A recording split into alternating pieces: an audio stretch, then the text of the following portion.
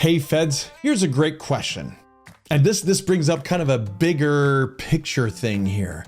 He says, I'm retiring in 2 months. How do I convert my regular TSP to a Roth TSP? And then he goes on to give a little bit more detail about how he's going to be just fine in retirement.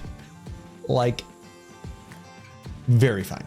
So no worries there, right? But he wants to know, how can I convert my regular TSP to a Roth TSP? Well, in the TSP, you can't.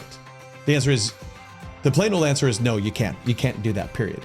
And the reason someone would want to do that is to avoid taxes later, because he's going to be bringing in a decent amount of money in retirement, and he doesn't want to be bumped up higher by taking anything out from his TSP. So how can you bring in money and have the TSP come to you tax-free?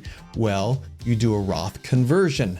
Although the TSP doesn't allow you to do Roth conversions, it's part of why they have lower fees, not the lowest, but the lower fees. It's because they don't allow you to do a lot in the TSP.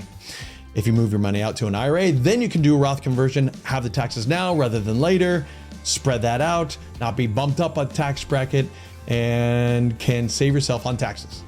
So the bigger principle here is, when are you going to be taxed?